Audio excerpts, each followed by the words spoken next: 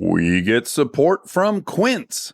So we've been talking about Quince a lot lately, and as we head into fall, it's the perfect time to reset your wardrobe with their amazing pieces. I think it's so fun to do when the seasons turn over to just spruce up your wardrobe with a couple specials, and Quince is the place. Totally. We're talking organic cotton, Mongolian cashmere, tailored chinos from just $60. Premium fit and quality you'd expect from a luxury brand designer. I love Quince. You know, I like it understated and subtle, and I like stuff that has high quality. And Quince checks all those boxes. I love a lot of stuff from Quince. Honestly, they have incredible premium denim, which is very important for fall. It's pretty much all I wear in the fall is denim. And Quince has such a good selection of quality denim. Their stuff is so versatile, timeless, and built to last that you just grab every single day without thinking. Right. And all of that for 50 to 80% less than similar brands. They go direct to ethical factories, cut out the middlemen, so you get all that quality without overpaying for it.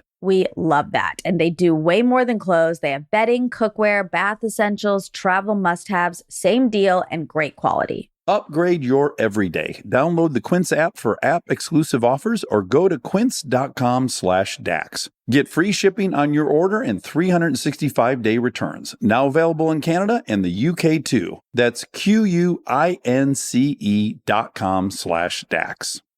We get support from Apple Gift Card.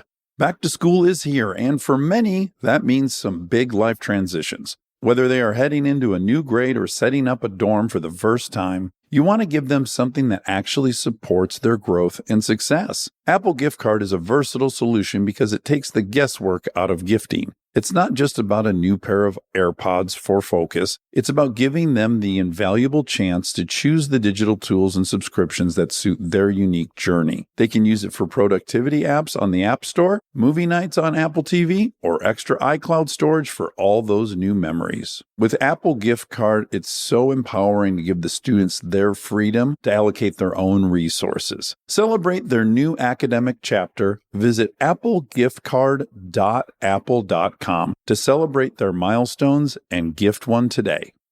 We get support from Skims.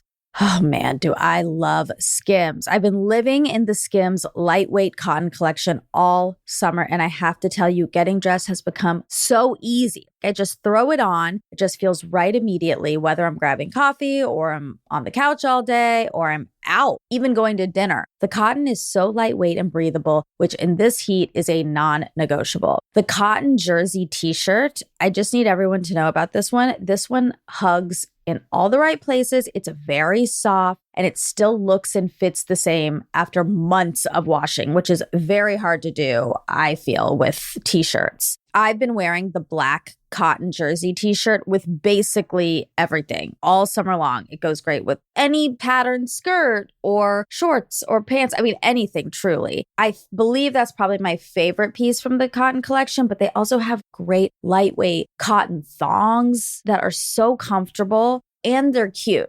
That is a very, very hard mix to achieve, especially with undergarments. I feel if you can find some that are cute, but also comfortable and do the job, that is a win. And Skims has really, really figured that out with the lightweight cotton collection. Shop Skims cotton and all of my favorite pieces at skims.com. After you place your order, be sure to let them know we sent you. Select podcast in the survey and be sure to select Armchair Expert in the drop-down menu that follows.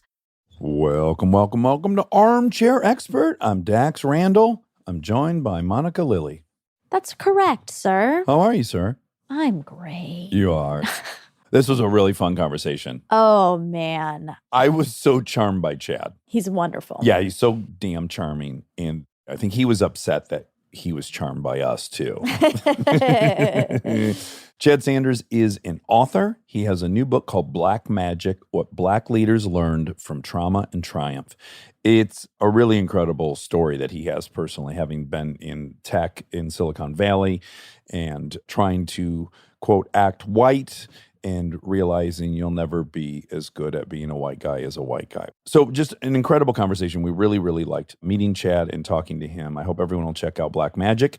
Also, we'd like to always promote some Black-owned businesses.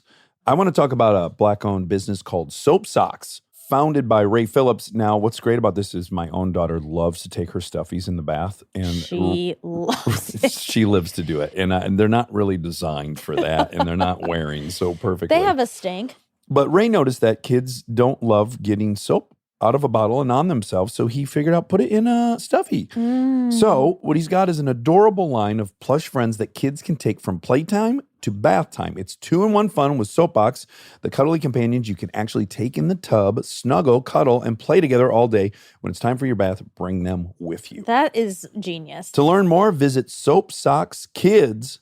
That's Soap Socks, SOX, kids.com. Nice. I want to highlight a florist called Whit Hazen.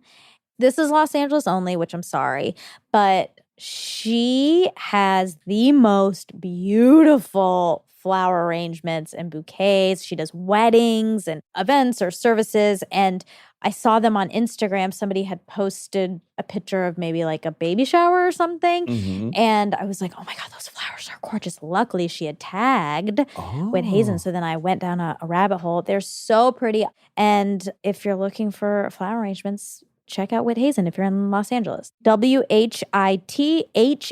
WHITHAZEN.com. Wonderful. Please enjoy Chad Sanders.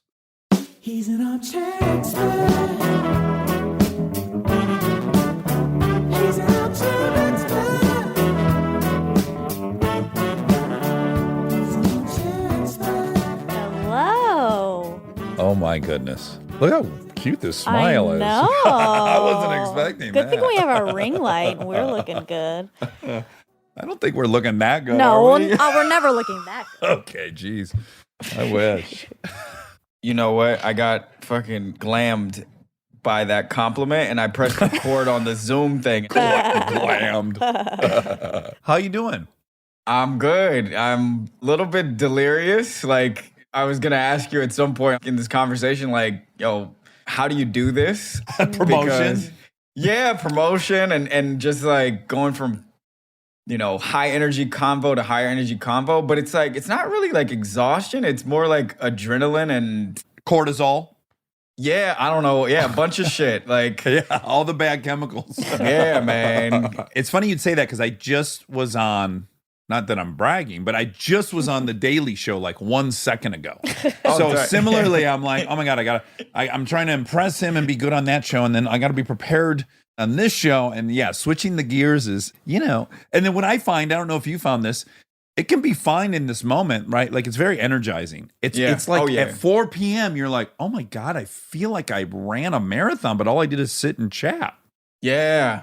The thing that's been messing with me is, when somebody asks a question that I've answered before, it feels cheap to give the same answer again. So I try Fraudulent. to challenge myself to give some new interesting answer, and then it's not interesting. And you're like, fuck, I should have just been cheap. But yeah, this is fun though. This is I tight. can totally relate. And let me go further.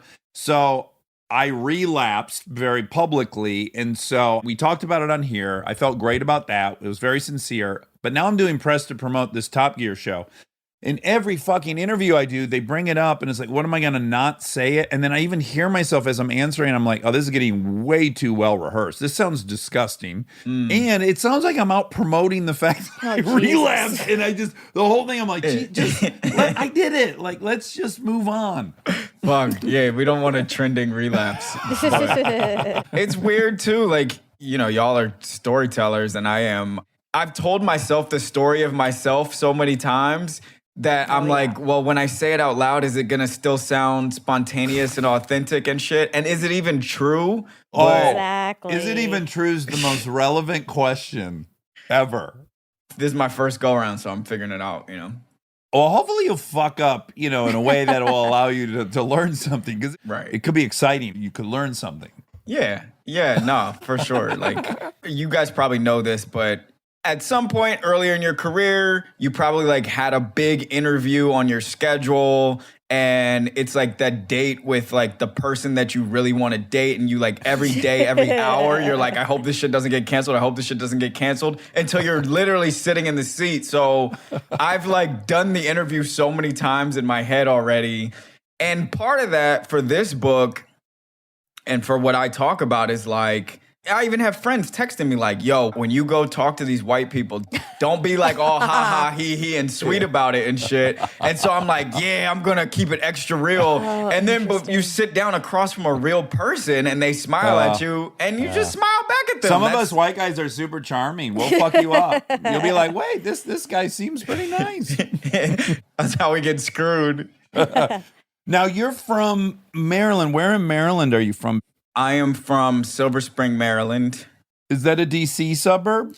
It is, but I like to think of it as its own thing. Only because you opened the door, you just gave me a little crack. I am just going to say Maryland is a unusual and special place. It's like the 8th smallest state. There's no reason for it to be noteworthy or interesting, but a lot of incredible basketball talent comes out of Maryland, and also some pretty fantastic writers like Ta-Nehisi Coates, Frederick Douglass, Dave Chappelle have come out of Maryland. Dave Chappelle's from Silver Spring. He's from 10 minutes away from where I grew up. Oh, I've never heard of him. Who God. Chappelle? Chapel? Dave Chappell? He's black. I don't know if he's crossed over yet. He'll have a Netflix special one day. He's perfect. I do want to go on a little tangent here. One thing I did love in the 90s, because I wanted to be a stand-up, so I watched a ton of stand-up. And there was this like pretty well-worn genre in the late 80s, early 90s, where black comedians would do white guy voices. They were like, black people say it like this, white people say like, can I, blah, blah, blah. And it never got old for me. I always fucking loved it. Well, the funny thing is like 95% of the time when y'all talk to a black guy, he's doing his white guy voice. I'm doing it right now. All right. Oh, yeah. I had the most unique experience among many. I was so lucky to have had a black wife on television for 6 years, and I learned so many things, and I got proven wrong so many times. It was very, very educational. But one of the first things was, I've known her. I'd met her around events or whatnot, and I knew her. Quote, knew her. And then we were on the show together, and we'd be on set together. And then we became friends, and we'd hang out and eat lunch and stuff. And then I'd see the Joy from the Bronx, and I was like, wait. My first thought was, oh, she's doing a character. And then, of course, I realized, no, she was doing a character to me. No, this is real Joy. And I feel flattered that I get to see real Joy. You felt flattered by it. I mean, that's interesting because we spend so much, I'll speak personally, I spend so much energy now at this point subconsciously hiding that person because I'm afraid that it's going to make someone uncomfortable and they're gonna kick me out of the what's the primal fear there? I'm gonna get kicked out of the village or some shit. Yeah. I'm not gonna be able to feed myself. Outgroup. So right. Well, it's a really, really, really nuanced topic, right? There's so many layers to it. So like you have to be nervous. What if you're black and you grew up and you only have you're not code switching? Is that person to feel guilty that they can't empower or harness their black magic? Like, do you think about that level of the nuance? I do. I went to an HBCU. I'm from a super diverse place, but I'm from, a suburb of Chocolate City, as it were. I went to college in Atlanta. Morehouse, right? Went to Morehouse. I'm basically saying, like, I know thousands of black people, right? And so, of course, there are so many different ways that we come across and talk and represent ourselves. The dude in the book, and also I would say the guy in my life who kind of acted as a fullback for a bunch of us and like plowed through a bunch of walls and shit, was this guy named Jason Crane, who I went to college with. And Jason's the one who managed the strip club up in Kansas City with his dad. And I'm not sure if it's written as a strip club in the book, but I think that's what it is. But I'm glad we're getting the real here. Okay, cool. But in any case, Jason, it's not that he doesn't have the ability to do that sort of code switch or whatever, but he's the one of us who the least of all was willing to do that. Maybe out of stubbornness, maybe out of some kind of insight that wasn't the way to get through. But regardless, it kind of just seeing him be that way empowered me to be like, maybe I can be who I am, which, isn't a street kid. It's not like I'm from DC. I'm from Silver Spring, like I said, so I think there's something to that. I guess that's what I'm saying. I've had people have every level. I hate to keep using her, but she already talked about it on here publicly, so I don't feel too bad bringing it up. But it's like For Joy, she ended up going from the Bronx to this really fancy private school in Connecticut. So she'd be there half the year. And she's, of course, kind of code switching into that. But then when she's coming back to the Bronx, now she's not black enough. So I'm like, this poor girl didn't have a country. It was like she wasn't white enough there. She's not black enough here. And I guess that's what I'm saying. The complexity of it is you can feel it on both ends, right? Yeah, it becomes very isolating because when you do that switch over, for me, it was I would be in class. I'd be in like the gifted and talented class with all the other white kids whose parents were in my parents' tax bracket. And then I would go out into the hallway and I would kick it with, you know, my friends who looked like me. And I would try to quote unquote code switch back to the way that they talked. And I felt, even as I was doing it as a high schooler, I felt shameful. I felt like I was being disrespectful to them, which made me feel like I was disrespecting myself. And then, I mean, this is how you become a writer, right? Because then you're just like, I'm in my head now. I'm just going to like watch and not participate. Well, what you get great at is, right, you are really committing to memory all the character types because you're going to be playing them. It's so funny because I just related to you so much. In high school, I too was in some gifted and talented stuff. Right. But my passion was drag racing. Everyone I hung out with was gearheads. We were all white trash as it fucking got. We partied in fields. We were hillbillies somehow living 30 miles from Detroit. So I know that feeling of going out in the hallway from my fucking AP bio class or whatever. And then being embarrassed when I'd see my buddies like, oh God. Yeah. You're like so scared that what if someone from that side over there saw what I was doing over there? Or what if somebody from that side over there saw what I was doing over there? Yeah. Ask me if I want to study for something in the middle of talking about what Edelbrockian take we're putting on something. Yeah, man. You also just reminded me, one of my little notes was like, oh, tell me your dad's from Detroit, because my dad's from Detroit. So that was like, oh, he is? Yeah, he is. Was his family originally from Kentucky or Tennessee?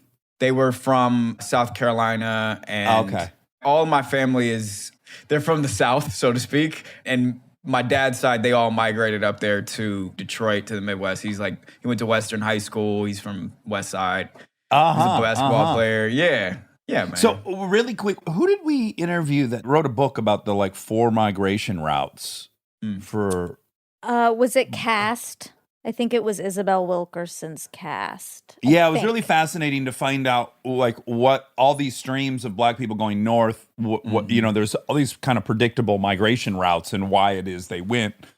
It's just very fascinating. But so when you go to Morehouse, and what happens at Morehouse? Do you feel when you get there like, oh, okay, this is different. I'm surrounded by people who look like me. Is it eye-opening in an interesting way? I think at first, like most people's freshman year of college, it's exciting and terrifying at once. You have no social capital. You're brand new. In my case, I've never known how to like dress like the other kids. Like that's always been my thing is I couldn't quite nail it. It's like, oh, it looks like we're doing polos now, but like what's my polos different? Like why is the emblem fucked up? And it wasn't like I didn't have the resources, it's just like I didn't get it. So Sure. So like the first thing was just like trying to figure out what is happening here? Like, who do I want to be like? You know, I saw fraternity guys. I could clearly see that was a thing. So I was like, all right, I'm going to get with that. I played ball in high school, but I wasn't good enough to play in college. So I was like, okay, that's not an option. So first it was just like, what am I? Where do I stick? Had you gone there with an expectation and a fantasy like, oh, I'm going to be in an all-black university, it's going to be like fish in a water. So was it kind of like cognitive dissonance a little bit? Like you thought you were going to click right in? No, because the truth is I never felt like I totally fit in all-black environments. You know, I never felt like I totally fit in anywhere. And I think my mom will hear that and be like, well, yeah, you were such a leader your whole life. And like, that was kind of the mechanism. That would be my thing is I'd be like, all right, I don't know where I stick here. So let me puff my chest out and try to be like, you know, try to be the leader, try to get the baton somehow. You know? Chad, I couldn't figure out the wardrobe either. So I said, you know what? I'm going to be fucking punk rock because punk rock tells you I'm not playing the game. And how are you going to judge this punk rock thing? No one else is doing it. That's right. Yeah, and I see that, frankly, like I can still see it in you, you know what I mean? You can probably see it back a little bit. Oh, like, big time. You're telling yourself like I am resisting. I just want approval. There's the Yeah. truth. Like I just want to be accepted by every human being, but Exactly. I have all this ego that I'm like, well, if I'm not going to be accepted, then I'm going to show you I don't need to be accepted by you. But of course, all I want is to be accepted. That's all I want. I mean, that's really all I want all the time. And We're primates. We're social. That's what we want. anyway, to stay at Morehouse, like there's nothing to compare it to for a black person, a white person, for any person to go to a campus that only has black people between the ages of 18 and 22. There's nothing else to compare it to. You know, the things you would compare it to are like, frankly, like an NFL team, right? But with such diversity within that cast of characters and such subtlety of diversity, right? Like a black nerd from where I'm from, which is what I was, is completely different from a black nerd from St. Louis. A music kid from, Sunnyvale, California is completely different from a music kid from Katy, Texas. So I started learning in a way that I never understood the differences between black people. And then once you see like these little tiny subtle differences, it's like, oh, I'm going to, that one has a nose ring. That looks cool. That one has dreadlocks. Like that looks cool. But then it gets deeper. It's like, well, that one is an entrepreneur. And here's how he sees the idea of building a business. So let me like study that kid for the next 3 years and learn everything I can about him. And like, it's weird because the school is so thorough and so thoughtful about making sure that you feel pride in your identity, but also it kind of like for a moment, it washes all that shit away because you just don't see anybody else but black people for 4 years. Yeah. You're not seeing the like obvious shit. Yeah. You, for the first time, get to see even your own people as just people. And that's not something you get for most of your life if you grow up in this country, at least. Yeah. Well, there's a thing, Monica just brought it up the other day, but the parable about the fish in the water. Mm-hmm. Oh, yeah. Damn it. I was going to say that shit. Fuck. Yeah. Sorry. No, We'll edit it and we'll flip it so you said it. And I said, oh, yeah, that's what Monica said. The thing I've been thinking is exactly that. It's the parable. I think they kind of botched it in that Pixar movie that just came out, Soul. They kind of like mangled it a little bit. But anyway, it's like the two fish and like one fish comes over to the other. It's told different ways. One fish comes over to the other. He's like, oh, the water's cold today. And the fish is like, what's water? The metaphor is meant to imply or to say that like life is all the little things that are happening while we're waiting for and looking for and hoping for life to happen. And race, in my opinion, is similar. It is the operating system of everything, whether or not we choose to acknowledge it or see it. And once we see it, you can't stop thinking about the water. You can't stop knowing that it's there. Yeah. I guess what I was thinking, potentially at least your life experience could have been the opposite of that parable, which is you were always very aware of the water. And then maybe at a place like Morehouse, you could actually just swim around. That's it. I really got to become Chad there. I mean, we just connected on it, right? But so much of my energy output is in resisting. It's in like being the opposite of what someone's telling me to be. And so at Morehouse, I did get to kind of just be. And then I found out what was there. So your story then, and really this becomes the catalyst for the work you do and the book you've written, Black Magic, is you graduate and then you go to Silicon Valley. And then I think among many places, you worked at Google for 4 years.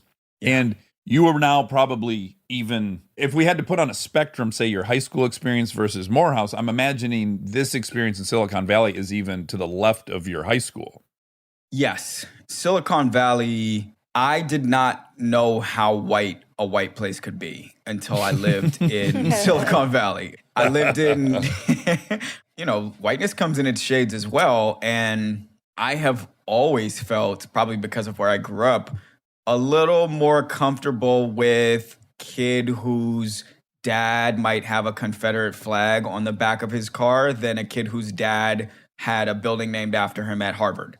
I know where he's coming from. Like, he's not going to sideswipe me. He's not going to undermine me with, death by 1,000 sort of microaggressing cuts. It's like two players that meet in the hole on a football field. It's like, all right, I see where you're at. And a lot of times when you get through that kind of friction, you know, if you ever get in a fight, after the fight, you kind of have a respect for each other, you kind of understand each other. It was this new Silicon Valley, this like theoretical liberalism where like people care so much about Black people, but they don't know any.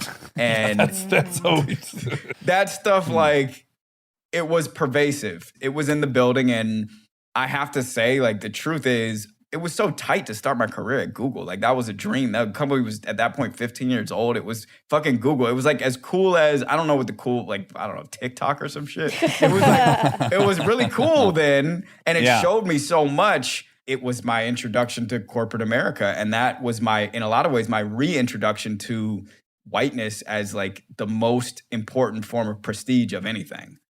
Yeah. So in the book, you talk about the many different things, the cues that you started observing, right? Like, where did they vacation? What music festival did they go to? How did they dress? And the obvious thought, if I'm you, is like, okay, I got to get with this. If I want to compete and I want to ascend this ladder, I've got to play by their rules.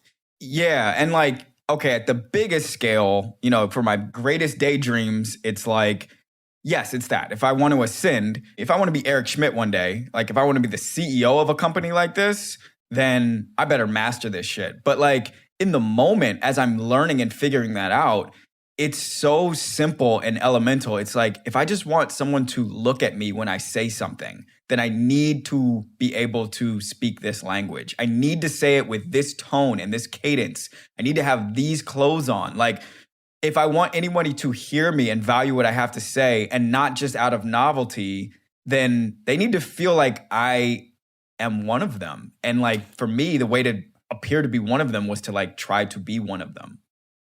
Yeah, you got to master passive aggressiveness, mitigated compliments. there's a real art form. Well, I mean, well, let me just ask, like, what's up with that shit? Like, why do you have to do that? Like, what is that? Like, what is that? A couple things I want to say is, one is, someone I'm very good friends with in Detroit, they say the worst words. They say the fucking worst words. They say all the words that the liberals in LA would kill someone over saying. Yet this person's, his whole friendship circle is Latino and Black. And I'm like, look, part of me is like, okay, y'all aren't saying the wrong words, but fucking who cares? Like, this person is actually like enmeshed in some multicultural experience. So I get a little judgmental of that. That's one of my pet peeves. Gotcha.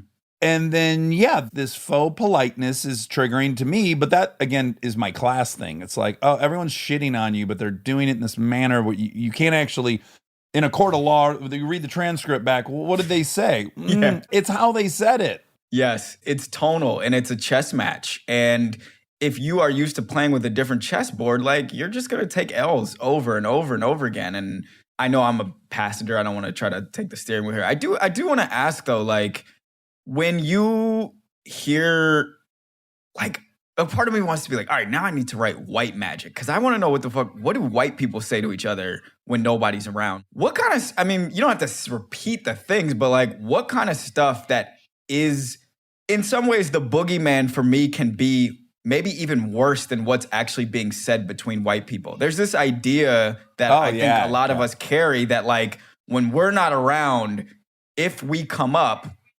terrible things are being said. Yeah. Well, how could you not assume the worst given the history? So, and not the history, the present, given what's going on in the world. Yeah, I mean, as yesterday even being history, just like the story of Black people in America, how could you be aware of that and not assume the worst? I grew up among all white people and also was just like assimilating to the nth degree. And I mean, there is conversations that happen with white people about people of color that I feel like I'm privy to, because I've just like, I'm white like you, you know, and I think it does depend on the group. Currently is kind of extra tricky, I think, because it's a conversation we're having a lot now and we're perpetuating it. That's, you know, and I'm happy about that. But these conversations are happening at dinner tables and stuff, which need to, but it's all from a very liberal stance. And then there'll be a joke or something that comes up. And I am always conflicted of like, so what do I say right now? Like, you know how we're always talking about how we have to call out what's happening? Like, I'm calling it out now. Yeah. It's complicated, I think, because people want to be good, but they're also ingrained. Can we air one in front of you that we had that I think I would be very interested in your point of view on? An exchange? Yeah. Yeah, for sure. Let's do it. I said, I don't think black people take COVID as seriously as a lot of the white liberals. And Monica was really upset by that. And I understand why. And I go, look, dude, I just noticed in my friends and the people I follow on Instagram, I don't think they give a fuck as much. And I think they don't give a fuck as much because they actually have a legitimate threat of death from a very real source. And this virus is like, oh, okay, I got to worry about that too. Like, that's my explanation for it. So, first of all, it's cheating when you say it because you're a comedian. Like, you know what I'm saying? It's like, all right, my friends who are black comedians, like, half the shit that comes out their mouths, I'm like, I have a writing partner who's a comedian, right? He's in his 50s. He's like, he's brilliant. He's super sharp, super quick, super funny. I'm like this like touchy-feely, thoughtful millennial. So like half the shit that comes out of his mouth, I'm like, dear God, please do not speak those words in front of our network executive or in front of the producer that is a woman that like, is that offensive, or do you think? Yes, it's offensive. So I gotta be honest, that particular one does not offend me, and I am quick to be like, I'm quick to be like, yo, that's some bullshit. Like, shut your goddamn mouth when people say some crazy shit about black people. But that one, I mean, I'm sorry. I almost feel like I'm like, I should be offended, but I don't feel offended by that one. Only because like I'm hassling my friends a lot right now too about like, why don't you guys like, come on, man? Like, why are we playing basketball on the weekends? Why don't we whatever? And yeah, but white people are doing that too. 100%. So I abstain. I don't know. But I will say, but look, I'm the first to say, yeah, hillbillies don't give a fuck about COVID. Like, it's Not obvious. a single one. Them. Like, they don't give a fuck. There are little in-groups within the white world that I'm also saying that about. They don't seem to give a fuck. There's actually no judgment even. And again, I do a similar thing. Like their life expectancy. What's that? You said they care less, not they don't care. Oh, right. But here's what I know. Wait, I don't want to proceed if I'm... No, that's different than saying they don't care. Because then you could say hillbillies don't care, blah, blah, blahs don't care, blah, blah. But if you say a group cares less, that is different. That's making a generalization about an entire group of people. Can I say what? Okay, I have my thoughts together now. Like, it's not funny time anymore. Now it's like when someone who I care about listens to this and I don't want them to judge me, here's my truth. I think the sentiment of what Dax is saying is accurate, which is that we live with the threat of tragedy constantly, which is why we are good at a lot of things also. We live with and understand a sense of urgency and a sense of the moment and a sense of acclimating to unideal circumstances. There are a lot of different things out here that could try to cause us harm. And while this one is super important and very dangerous and very scary, we're just kind of used to scary stuff. So, I mean, my sister has twins coming and she already has a 2-year-old. So like my parents are taking every precaution. I haven't seen my family. We never go this long without seeing each other. I haven't seen my family since last January, maybe even longer than that. And so it is a generalization. I mean, it's a provocative thing to say, Dax. And so like, it is. As comedy is, I think like there is probably a kernel of truth in it. If Dax were to say like, I don't think black people understand this pandemic, which you didn't, then I would not take, at all what I think. I would take offense to that. And then we would do this whole like, Well, here's the thing. There's part of me is I don't believe in the whole colorblind thing. So let me just say this. I've also said it about older people. I'm shocked that all of our parents don't give a fuck. They're the ones that are most vulnerable.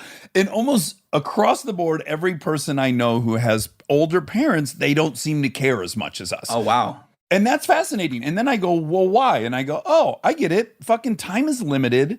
And they're not going to risk not living their life for 2 years if they maybe only have 4 or 5 years left. Like, I don't go to they're dumb. I go to there has to be a plausible explanation. But so I'm observing that about older people in my orbit. They don't seem to care as much. And then I'm observing it about my black friends and people who work in the music industry and all these anecdotal things. I almost feel like it would be me pretending I'm colorblind to also not observe it about. I'm just going to leave that one group out. I'm observing it about everybody, and I'm being vocal about it, but I'm going to leave black people out because I'm colorblind or something. That feels weird to me. We're getting deep. Well, yeah. I think that here's the complexity that underlies, right? It's like that statement is an opinion of your own. It is unresearched, but it's observed. and you as a 6'2.5" rich white guy can speak it out loud, with the girth of your chest, and like, because of your perceived sort of intelligence and wisdom, whether or not somebody knows you, just because you have that description, somebody else might take that and be like, yeah, black people don't care as much about this shit because that tall rich white dude said it. And then go pass that off as There's information. a responsibility. Can I add one more thing to it? I'm sorry, but you were being slightly reprimanded here. Not even, just like the slightest bit of like pushback on your theory came in the way of like, that's not cool to say.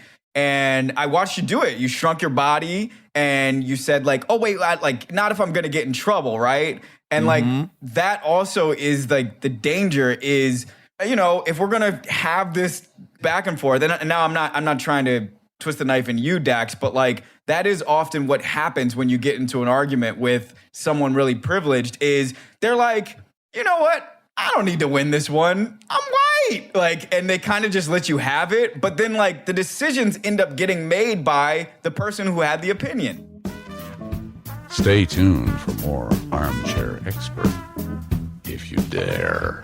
We are supported by Eucora. How excited are you to have Eucora in your life? I am so excited because they have all these awesome products, and one of them is testing yourself to see if you have a UTI. Yeah. Which I think is so helpful because otherwise you have to go to the doctor. They do a urine test. It's a whole thing. And they get worse as you go days and days and days. So if you can't get an appointment for 2 days, it's just getting worse. Right. So you want to catch it early. And I just think this is awesome. Well, listen, you've tried cranberry. Now it's time to try something that works with Eucora. Eucora makes effective urinary tract health products that allow you to finally be proactive. And no, it doesn't matter how much cranberry juice you've chugged or how diligent we are with peeing after sex. If you're doing everything right and still need support, it's time to try Eucora. All you got to do is mix a packet of Eucora with a glass of water and drink it after the deed. It's easy, effective, and it tastes like pink lemonade. Get proactive about urinary tract health with Eucora. Right now, Eucora is offering 20% off when you go to eucora.com/Dax. But hurry, this is a limited time offer. Go to eucora.com/Dax to get 20% off your order. It is spelled UQORA.com/Dax.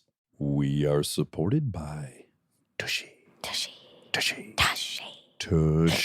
The future of toileting has arrived. Okay, it's technically been around for centuries, but hideously expensive, costing thousands. Now, the brand new Hello Tushy 3.0 modern bidet attachment is here to level the playing field. It's stylish, eco-friendly, easy to install, and affordable. Hello Tushy 3.0 doesn't just cleanse your butt with a precise stream of fresh water, it cleans itself before and after it is used with the Smart Spray automatic self-cleansing nozzle. It attaches to your existing toilet, requires no electricity or additional plumbing, and cuts toilet paper use by 80%. So the Hello Tushy bidet pays for itself in a few months. That's great. Because with Hello Tushy, you don't wipe at all. Just poop, spray, dry, and go. And sanitation is simple. The Schmutz Shield offers easy cleaning and the knobs are naturally antimicrobial. Already got a tush on your pot? Upgrade to the new 3.0 model. If you're new to the revolution, join millions of happy Hello Tushy customers right now and have a clean butt with every flush. Go to hellotushy.com/armchair and get 10% off your order and free shipping. Well, here is, and we're going to get smack into the heart of your book and that great New York Times article your op-ed that was out. Thank you. As we keep saying, there's like layer after layer after layer. So first, it's just I make a very generalized statement about all black people, which is ridiculous. On the surface, it's just plain ridiculous, right? But at the same time, it's what I feel like I'm observing. Whatever.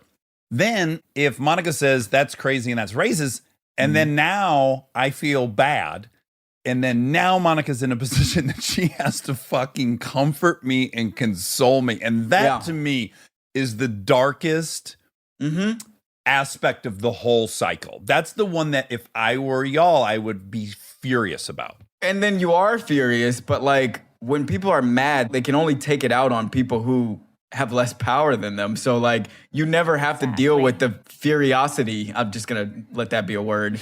And I was thinking about it and like, this is a big opportunity for me, right? If I could just paint the picture, right? Like you have everybody comes on this, like Justin Timberlake was on this show a week ago, right? And here I am, first time author, fewer than 5,000 Instagram followers, like spunky, like it's trending in my direction, but like, A man on the rise. a man on the rise. But I don't know. It's like, quote unquote, it's not great for ratings if this were another industry or whatever. But when I come here, the power dynamic is such that I know that I have to push the limits. I have to be provocative and interesting enough that it makes for good radio podcasting.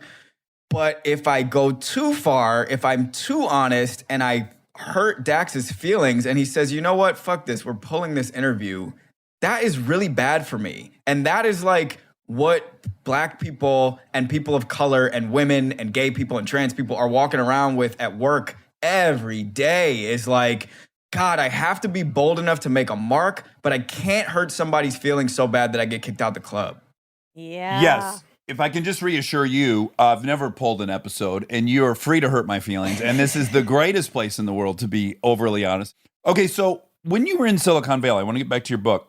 Please, That sorry. was so fucking thrilling, by the way. I'm glad we brought that up. And that's so important that you just said that. That's so true. When people say, well, we have 25% Black people working at our company. It's like, yeah, but that doesn't mean they have the same opportunity. That doesn't mean their voices are equally heard because they're doing that dance. Yeah, and no big company with 25% Black Exactly. people. That would even except be insane. fucking Rikers. Yeah. Please God. I also want to add, Take your time. okay, I'm in such a rush because I'm having so much fun. Like, we really did something. Like, we were brave. Just now, the thing? Yeah. Oh, that's great. I love to hear Yeah. that. That's awesome. Yeah. We That's weren't so great. safe. We weren't safe. Tight. And if it's too much, Monica will protect both of us. I really will, yeah. Yeah. Thank can you. Feel free to Thank cross you. the line. I mean, Yeah. does that mean will you patrol my Twitter mentions as well in that regard? I'm just kidding. yeah. She's smart enough to not go on Twitter. Yeah, exactly. But anyways, a couple of times when you were talking, I was reminded greatly of the Martin Luther King quote. When you talk about Silicon Valley, which is like, beware of the white liberal. And when I read that, I was like, oh man, I have been that white liberal a bunch of times. I've been like, guys, look at the progress. It's a slow, like, and I was like, oh my God, I'm the guy. I am the white liberal sometimes, or often probably.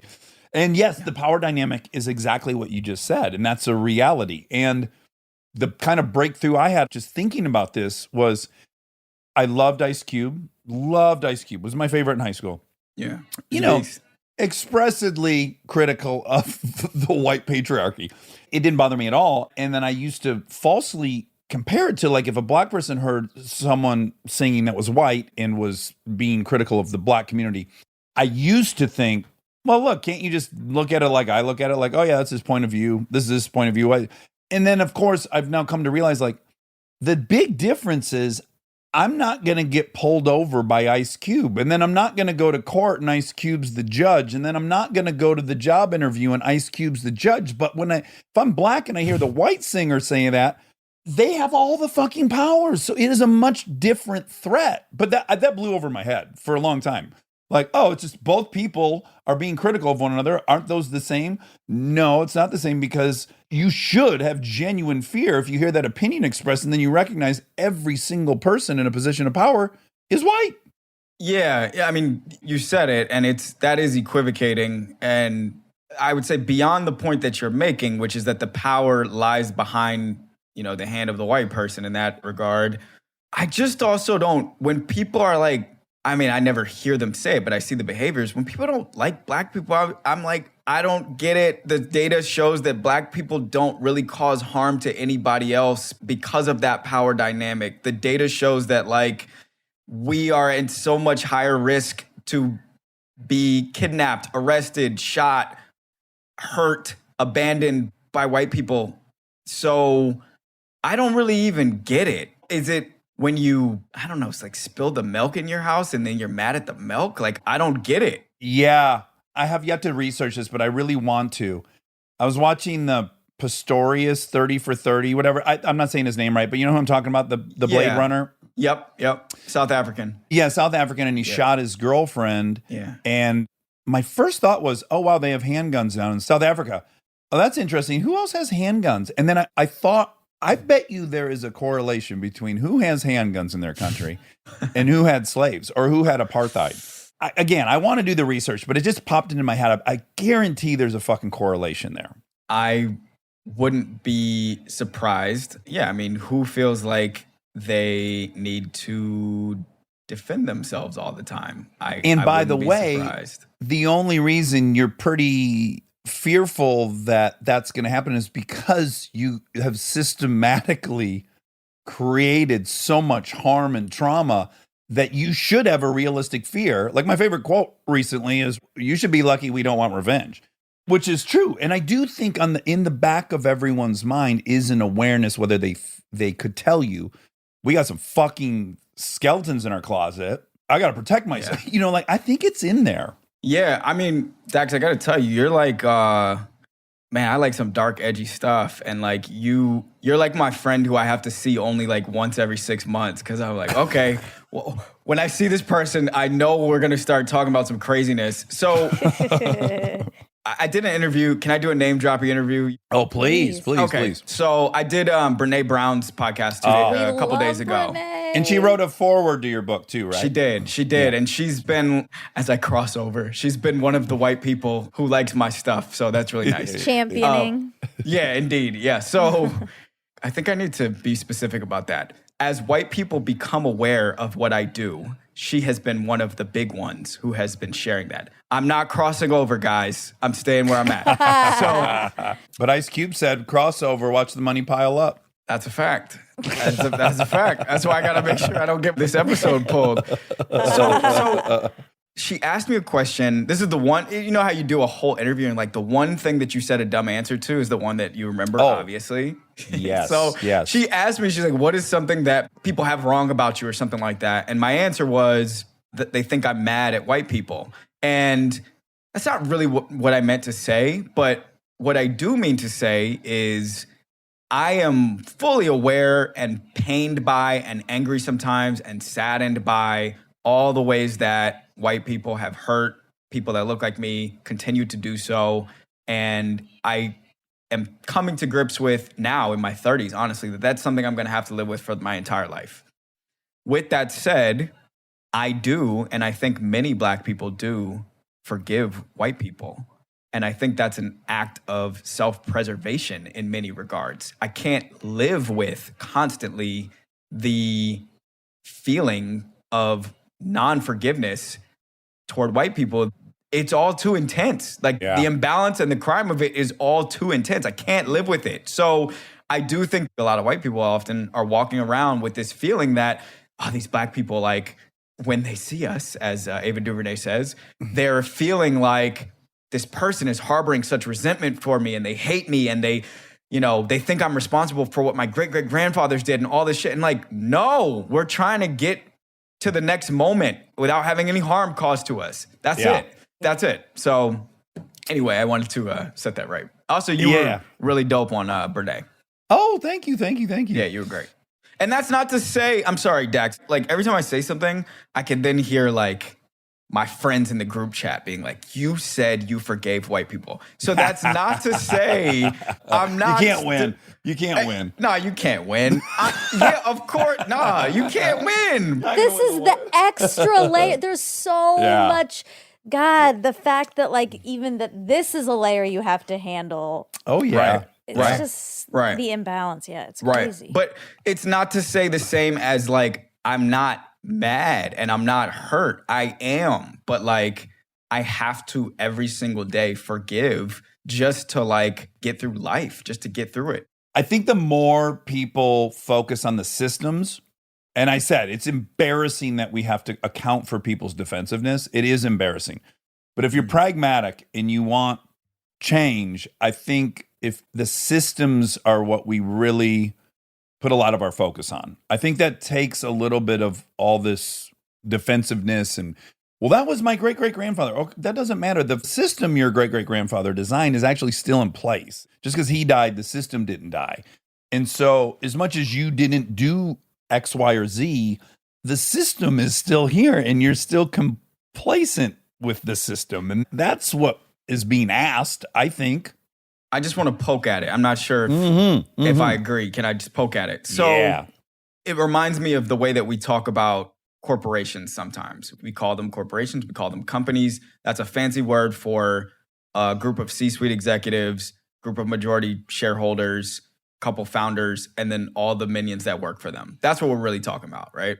And I remember from company culture, so often when there is a victory to be touted, some individual human being goes out front, stands in front of a microphone with their name under their body on the screen, and they say, my team did this, look what we did, it's so great.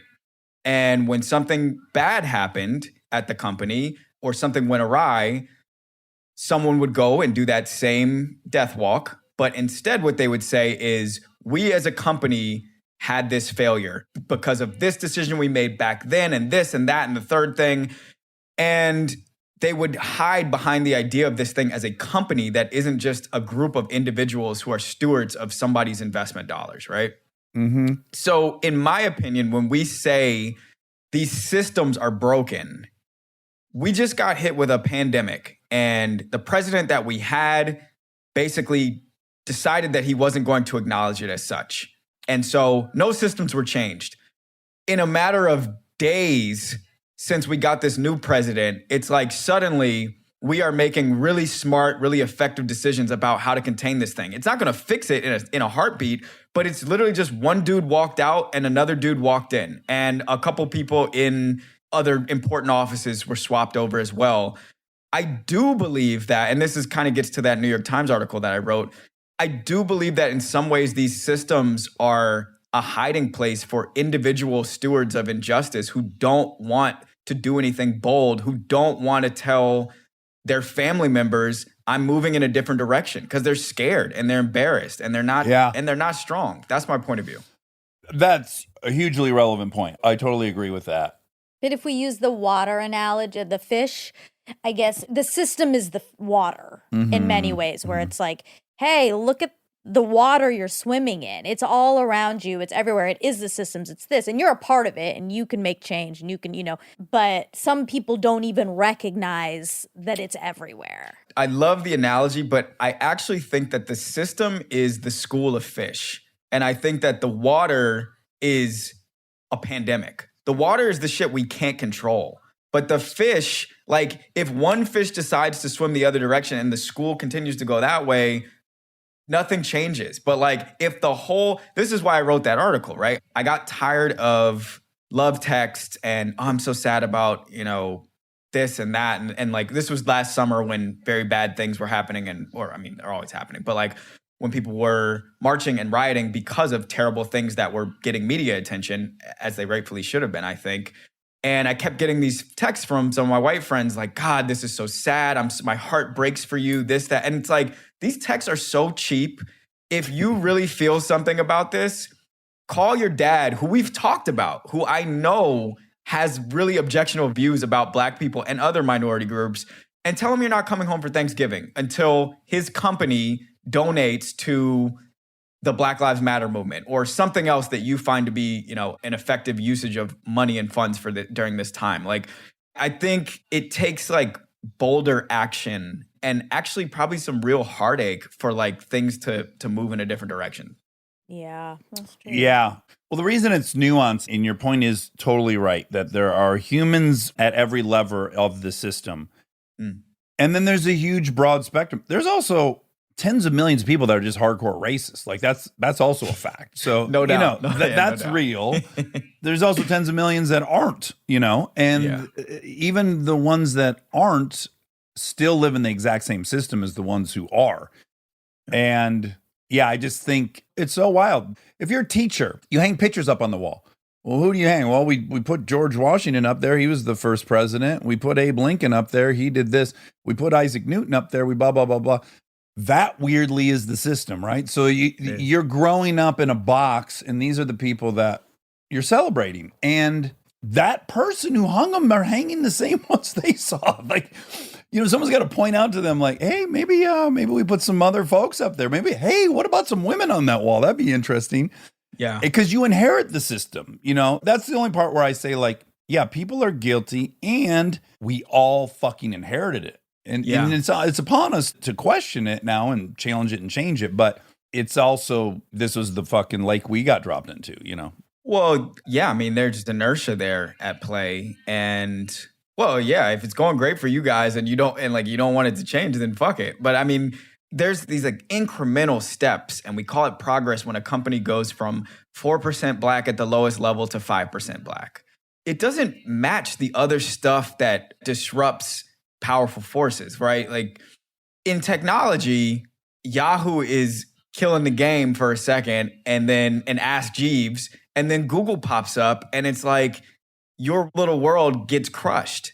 But that's because really smart, really creative people get the power of other people's money and wealth and influence behind them, and they make something awesome and it takes over the market. Like, It's seismic. right. So like Yeah. how powerful that we still can't undo this other thing if we have all these smart people working toward it, or do we just have that many more people on the other side of it trying to keep it how it is? I don't know. Yeah. Okay, but back to your book. I want everyone to read Black Magic. So, what you found at your experience in Silicon Valley is, as you had said, there was kind of a breaking point for you. And then you decided, I'm done with this. There's a great, you said, like, I'm not going to be as good as, what do you say? I'm not I going said to be I'll as never, I realized I couldn't play a white guy as well as a white guy. good. Wow, It's so simple, that's but it's so profound. good. Yeah, it's so good. It just won't happen. So what kind of things did you start doing that where you started embracing who you really were? And then what was the outcome of that? It's not like cheap trite stuff, right? It's not like I started wearing Jordans to work every day. It's not like I, got cornrows, which I think those are cultural staples of ours, but they certainly don't define blackness.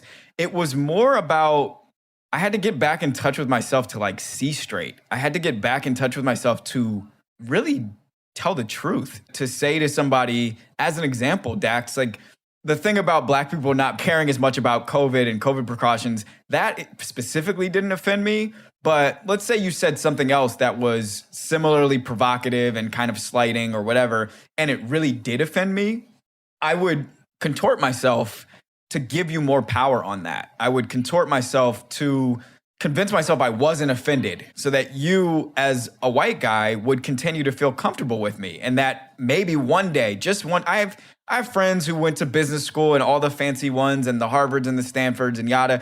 And like every, 6 months, all their crew will get up together, will hang out together. And I know they're the only black dude there. And they have these sort of flimsy relationships and friendships where they get honesty from the white people, but they're not really comfortable giving it fully back. And I know what they're doing is investing in a relationship that they think one day this dude's gonna write me a big check for this company, from his dad's bank account or something. And I was doing that. There was a friend of mine who texted me something about sleeping in her Snuggie of white privilege last summer when again, during the marches, and I would just eat it. That text message felt gross. It felt terrible. It made me want to take a shower. But Yeah. at that point in my life, when I was 22, 23, 24, I wanted so badly to be in the club with y'all that I was like, I'll be the whipping boy, whatever. Like I remember I went to a birthday party and the host, he was the descendant of a company that started a really prominent bank that I won't say the name of, but he did a toast, with all the guys in the room. And this is little things, right? Like he made his toast, which was sexist and gross, and I won't repeat on this live mic. And he filled So we're up, off to a good start. right. And I gave it a laugh because, I want to get in the club. And he filled all the little shot glasses, but mine, and he put it down on the table and he picked up the cheaper one and gave it to me. And he said, Chad, you probably like this stuff. And it Oh was my God. I don't know what it was. It might have been Hennessy or Crown Royal or something like that. And I just lived with it. I don't even drink anymore, but I said, okay, those are little things, but God, as I speak them out loud, they feel terrible, right? But Yeah. so it wasn't as much just how I presented myself or how I showed myself, but it was real decisions in moments of pain and urgency that I would choose to exalt whiteness. Yeah. Yeah. Oh, fuck. I would jeez. hate being in those situations. Ooh. Yeah, We got to stop putting people in those situations. Yeah. And like what I ended up doing in that position was I did get pretty good at it. I also got pretty good at identifying who else was uncomfortable and either creating an allyship with that person, a very subtle, unstated allyship with that person, or knowing to watch my back for that person because they might be coming for me as soon as they see a spot of weakness. Monica, what's your heritage, if I could ask? Indian. Indian, okay. I have a friend who went to small liberal school in the Northeast. He's got a clique of probably, I don't know if they hang out as much anymore. We're in our 30s. Nobody has friends. But like at the time, they had like a group of 30 kids, let's say, that all hung out every weekend. And I used to hang out with them sometimes, like, and show up or whatever and be alone. But there was one Indian kid in the group who I always got along with. He kind of knew how to dap, he kind of knew how to we saw each other. But there was a running thread in their friend group, which was that so-and-so is such an asshole. He's always slighting. He's always waiting for a moment to like poke somebody. He's always undermining somebody. And it was clear and obvious to me from the first moment. I was like, this dude is isolated. Like, he's tired of being at the bottom of this totem pole all the time. And when I suggested that to my boy, who's really my boy and I do love, and he's going to hear this and be like, he's honestly going to hear this and be like, damn.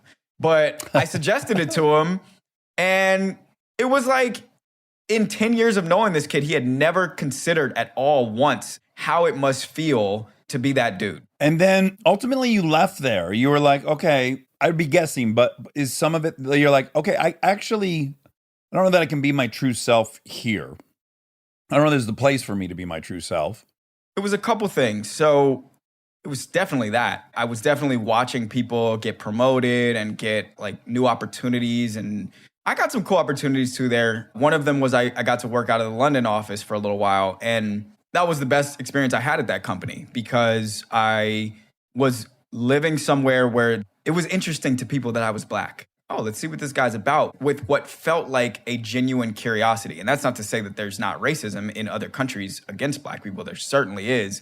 But in this experience, for me, I kind of got to grow into my voice a little bit because I didn't feel like I had to play a character role in the same way. So when I came back and I thought I was going to get to bring that new voice back to the New York office with me, and then I realized, I'll never forget, there was one particular meeting, and I won't say this person's name either, but my team was mostly, white women. I worked in HR. There was one person who I forgive, and I actually do really think she's dope. She was always like a little bit short, like a little curt with me. And I think she could tell that I wasn't that comfortable in my job. And, when I worked in London, I was so bold. I was always like, I would tell people how I felt. If somebody said something in a meeting and I thought it didn't make sense, I would speak up for myself. And I did that in a meeting with this particular person. And her reaction to that was, yeah, well, nobody asked you. And that was it. And the room, no one ran to save me. Like, nobody said that's not how we talk to each other on this team. It was just kind of like, that was it. My voice was dead. And I decided I had to get out of there. Stay tuned for more Armchair Expert, if you dare.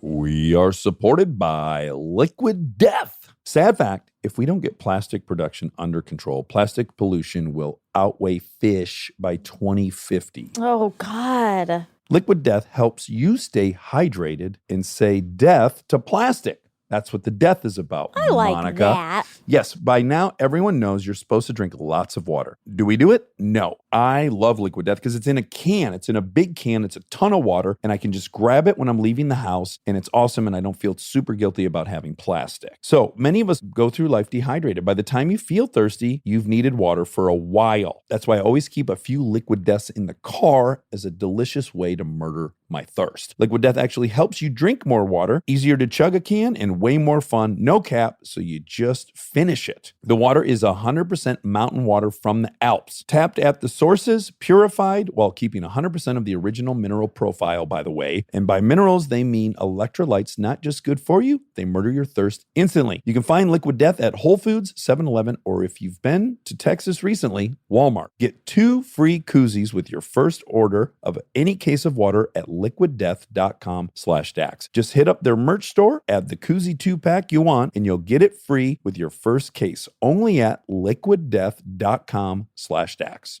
We are supported by Spotify's Renegades Born in the USA. Spotify and Higher Ground are launching a new podcast, Renegades Born in the USA. This is so unbelievable. Like, this news traveled like a natural disaster. My dad sent me an email. Yeah, it was all anyone talked about on set the other day. President Barack Obama and Bruce Springsteen sit down to discuss the country that's given them both so much, chronicle the stories of its people, and connect their own search for meaning, truth, and community with the larger story of America. They seem like unlikely friends, two men with very different backgrounds and career paths, yet they built a friendship on their shared sensibility and a belief in the American ideal. In Renegades Born in the USA, we get to eavesdrop as they reminisce about their hometowns, role models, explore manhood, fatherhood, and growing up in America, and examine the sometimes painful distance between the American dream and the American reality. And they get into some trouble with a joyride in Bruce Springsteen's vintage Corvette. Don't miss Renegades Born in the USA. Episodes are available now on Spotify. Listen free only on Spotify. When you decided to write the book, you ended up interviewing 200 people, and 15 of the people made the book telling their story and how they found their black magic. And one of the things you said is that you found that a lot of the people you interviewed feared backlash, and that black celebrities were probably the most fearful of that. And I just got curious about that. Yes. So to do a hyper fast forward, right? So I left Google, go to a tech startup. I'm a millennial. I want to get rich. I think I'm like going to be Mark Zuckerberg. Didn't happen. Kaplan bought the startup. I didn't have any equity. I got a tiny little check of like some token of goodwill or whatever. So I left Kaplan. I had just left a big corporation. I'm like, I'm definitely not working at another corporation. And I was an arts kid growing up. I went to an arts high school. I've been a writer my whole life since I was 3 years old. And I was like, let me try it. I got to take this shot. I'm 18 months away from 30. I was turning the corner. I could see it coming. And I didn't want to not get my shot up. I wrote a TV pilot sitting outside in Fort Greene on Lafayette Avenue, sitting outside Baba Cool Coffee Shop. I look up 20 feet away. Spike Lee is sitting there scrolling his BlackBerry. So I get up, I walk over. It's like, this part is the part people are going to think I'm lying. I get up, I walk over, I introduce myself as a Morehouse dude. He went to Morehouse. He pulls me a chair out. We talk 30 minutes. A month later, probably, I'm on my first class flight with Spike to Hollywood. We pitch all over town. What? And BET buys the show. And suddenly now I'm a Hollywood writer. I sold my first show never got made. None of them do. Don't feel bad. Wow. Thank you. I'm like, how is there TV? Right. Yeah. So I was super broke after I left the corporate world. Here's my sad story. I was living in like a 250 square foot apartment in Park Slope, which is an expensive place to live, in a tiny little apartment with no furniture, a mattress on the floor, canceled all my subscriptions, that whole thing. Did the thing that so many people say happened to them when they're trying to make something happen. And when Spike kind of swooped me up in that regard, it's not like I got any money, but it just felt like I saw one side of the Rubik's Cube come into alignment. And it was like, okay, I don't know how to get the rest of this thing how I want it, but like I see that there's this one, if I just do the thing I think I'm good at, then this thing works. And then one opportunity led to another, led to me having the vehicles to write this book that I had wanted when I was 25, which is, how are Black people supposed to make it through this corporate maze? This is a labyrinth. This is crazy. Like, as I really started to pay attention and look at the numbers and 1% of Fortune 500 CEOs are Black. That means 5 total. I'm like, this is a crazy lottery. The odds are so stacked against me. How am I supposed to do this? Because that was my dream at the time. I decided that the way to figure it out, I didn't think I could find the answers on Wikipedia. I used to go to, Greenlight Bookstore in Fort Greene and read every self-help book. Tim Ferriss, please listen and hear me out my voice. I used to read The 4-Hour Work Week and like Tools of Titans and Good to Great and Outliers and 0 to 1, any self-help book. Didn't care about the person's politics who wrote it. I would read Peter Thiel's shit. Like, I was just like, where are the answers? Where are the answers? Where are the answers? And there were answers there, but most of those answers were about how to systematize around a problem.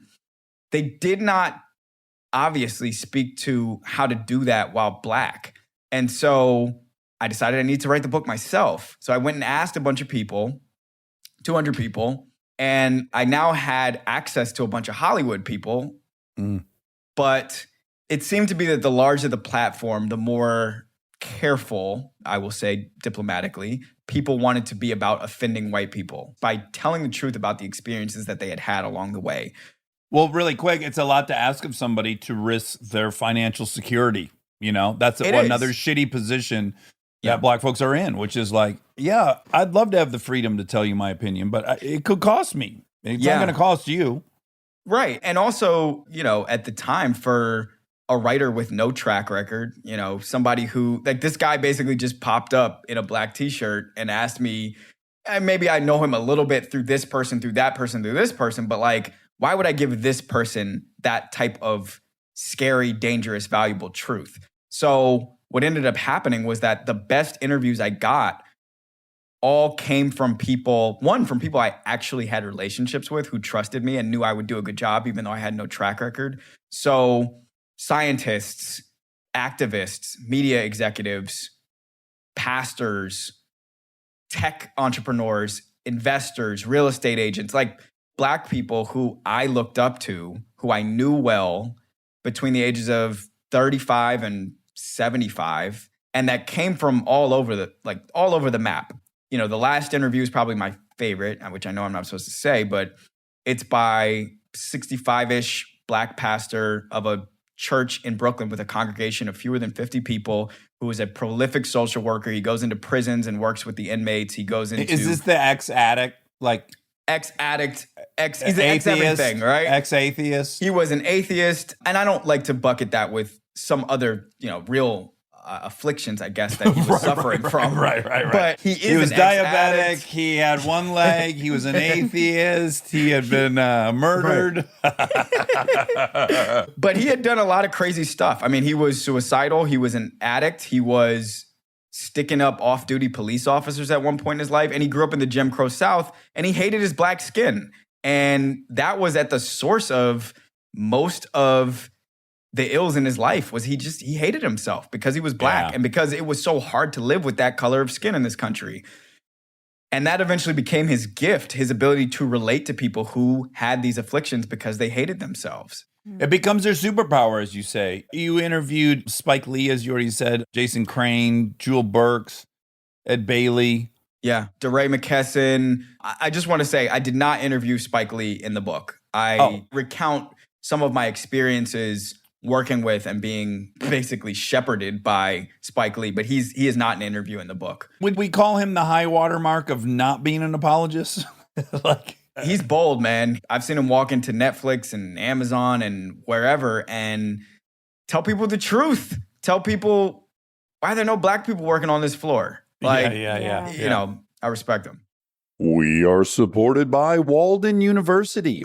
You know that feeling when you've been thinking about making a move, going after the degree, the promotion, the thing you keep telling yourself you'll get to someday? Walden University is built for that moment. For over 50 years, Walden has helped working professionals get the W, the knowledge, the skills, and the confidence to create real change in their careers and communities. Their programs are designed around your life, not the other way around. With Tempo Learning available in select programs, there are no rigid schedules or set weekly deadlines. You move at your own pace. And Walden's faculty aren't just academics. They're practitioners who bring real-world experience into everything they teach. From your first class to career coaching and beyond, Walden is your partner the whole way. Take the first step and learn at a pace that works for you. Visit waldenu.edu.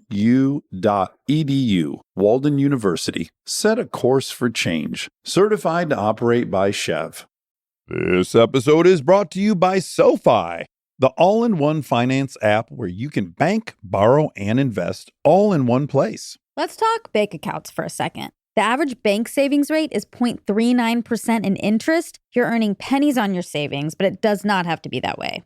With SoFi high yield checking and savings, the money barely making moves sitting in your savings account can earn over 8 times the national average savings rate with eligible direct deposit. No account or overdraft fees, which feels rare these days. You can get your paycheck up to 2 days early, perfect for getting ahead of a bill or grabbing what you need right when you need it. Plus, get up to a $300 welcome bonus when you sign up with eligible direct deposit. Sign up for SoFi checking and savings at SoFi.com/armchair. SoFi checking and savings is offered through SoFi Bank N.A. member FDIC. Terms apply.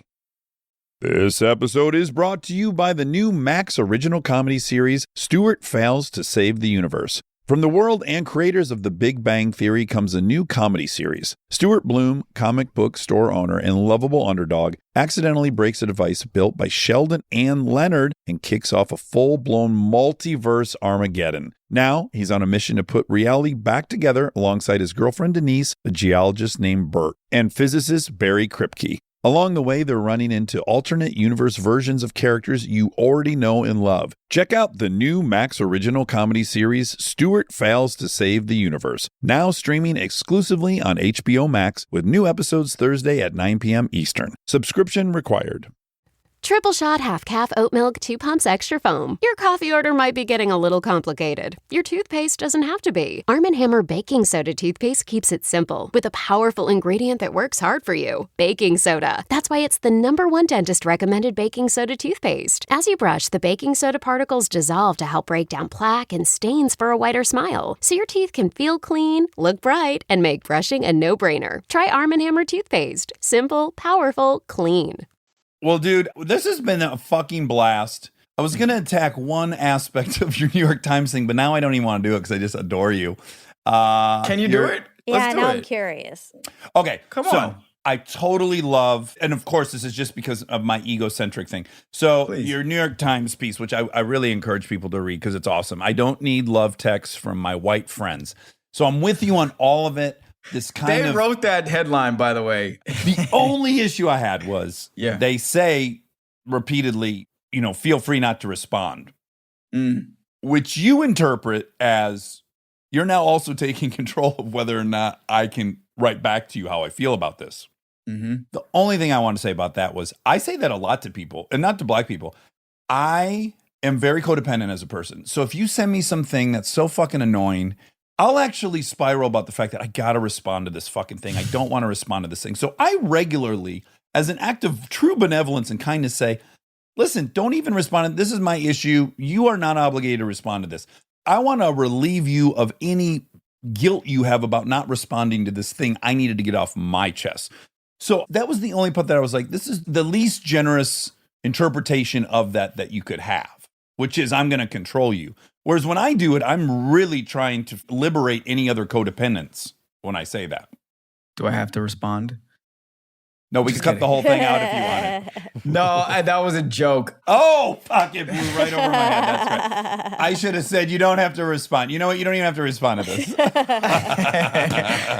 I thought it was such a good joke. I had it for It the was whole good. It was good. It time was that good. you were talking, but I did listen.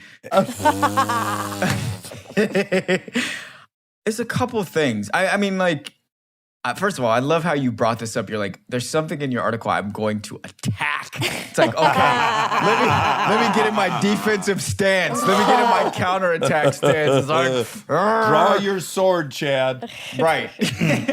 I mean, the thing that's on your chest, I don't want it on my chest. Like, you said the way you were describing it was just like, oh, I have this thing and I have to get it off of me. It's like, get it off somewhere else. Like, go work out. Like, I don't want it, And so I understand what you're saying. I'm empathetic to it, right? I am, like, the question I had at the beginning of this is like, I now have a phone full of text messages saying congratulations that I think I have to reply to, right? I understand you're trying to alleviate someone from that, but like, I guess it does sort of feel like they're trapping me. And I can feel their anxiety in sending it. And that anxiety gives me anxiety. I can it's feel contagious. So save it. It's what you said earlier about having to make the Console. other person feel good. Like they say, I feel like I'm a Snuggie wrapped in privilege. And then you have to say, well, no, or yeah, or, it's like maybe just don't say it. Maybe just do something, take an action to help fix some of these issues instead of relieving yourself by putting it on me. I'm having like the deepest feeling of imagining sending that. Yeah. That's a roughie. That's a roughie. I mean, I appreciate the point. I really do. I called Talib Kweli to ask him what charities he liked that we could donate money to. And even that, when I hung up, I was like, he's probably getting so many calls like this from white people. Like, where do I give my money? But I'm like, I trust his opinion better than my own on what's an effective cause. But I didn't apologize to him. And I didn't say, what do you think? Was that wrong?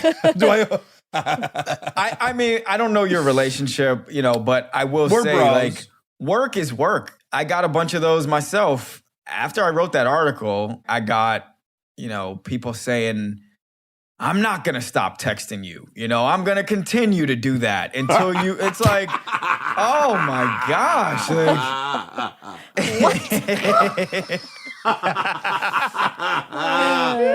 Nice try, Chad. I'm coming back harder and with more guilt with next more time. love and guilt. Yeah. And it's like, oh God. Yeah. Boy, what do we think about this? What's the verdict on me asking Talib who we should donate money to? It's true. I mean, I asked Joy too. I know. She seemed a little annoyed.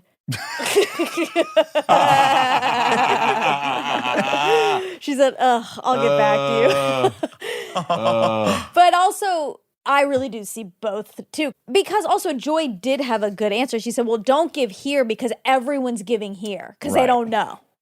So actually, here's some other ones. And so, it's all messy. It's all messy and awkward. Here's a provocative question because I do have friends who got gift cards during that time from their white neighbors and oh boy, Venmo deposits. I swear to God. Oh boy. So, that is rough. To throw it back to you though, like, what if her response had been an invoice? Like, really, seriously, what if her response had been like, send it to me, I'll figure it out? Or just like, send it to me?